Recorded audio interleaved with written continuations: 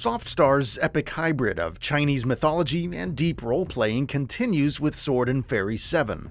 While the game isn't so closely related to its predecessors that they must be played to enjoy this newest entry, having some experience with the franchise will let you see just how far the series has come with Sword and Fairy 7.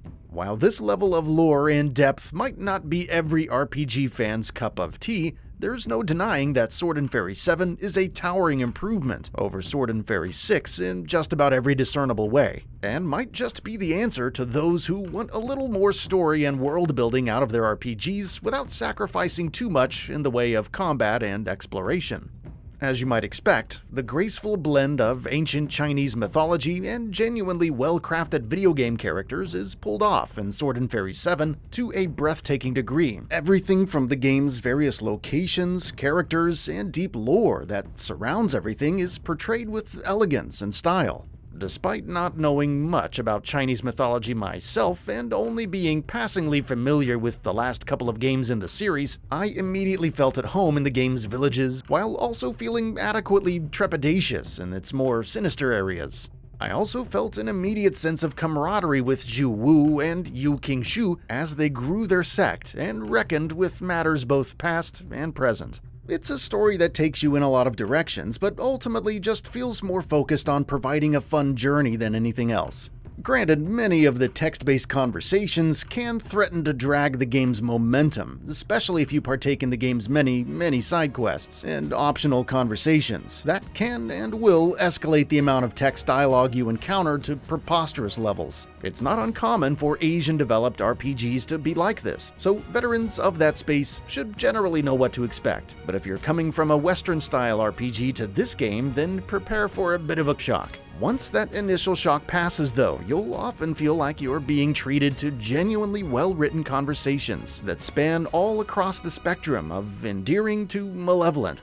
It also does a pretty good job with knowing when to pepper in some rather well-done cutscenes that break up the long sections of talking just before they get too dry. They also have the additional benefit of reminding you that you are, in fact, playing an action RPG. Aside from a few minor typos in the translation here and there, if you're in the mood for it, Sword and Fairy 7's story is truly an excellently portrayed full-throated fantasy epic that is at its best when taken slowly and thoroughly. Grand storytelling is aided by fantastic visuals in Sword and Fairy 7. The various color palettes of different areas are vivid and bring out the flavor of each location wonderfully. This isn't done a lot of favors by the game's lack of optimization, though.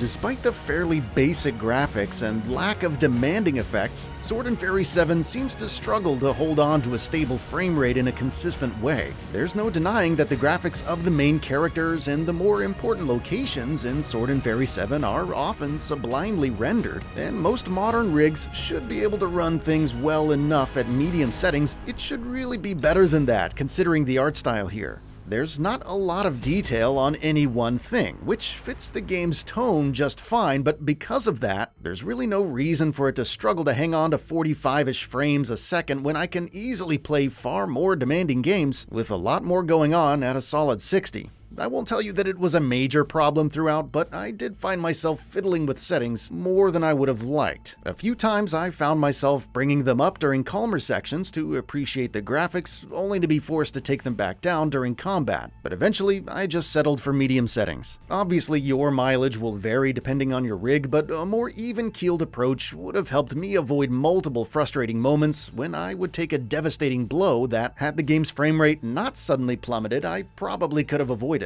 That said, the sacrifices you might have to make in terms of ray tracing or resolution to get the frame rate to hold steady are undeniably worth it to see some of the game's absolutely gorgeous locations and enchanting combat during battles when it's performing well. Sword and Fairy fans might be a bit miffed with the decision to drop the turn-based combat that defined so much of the experience of the previous game, but I implore those fans to give this one a shot regardless. While the combat has certainly taken a deliberate turn towards a more mainstream sensibility, it's not without depth and strategy. At its basic level, you have a fairly typical action game combo structure: light and heavy attacks, the ability to mix them up for different combo results, and holding down a trigger also gives you access to different special attacks and abilities that are unique to each character. It's a familiar system that we've seen different shades of in games for a long time, but that's because it works. Overall, I like the combat a lot. It's easy to pick up and play, but also incentivizes experimentation. Sword and Fairy 7 also makes assigning different buffs to your party members and switching between them in real time a breeze thanks to a streamlined, instantly understandable gameplay language. This is something that the last game struggled with a bit and sometimes made that experience feel somewhat unkempt. So I'm glad to see that so acutely addressed here. Whether you prefer that old style or not, there's no denying that Sword and Fairy 7's combat is perhaps its strongest element.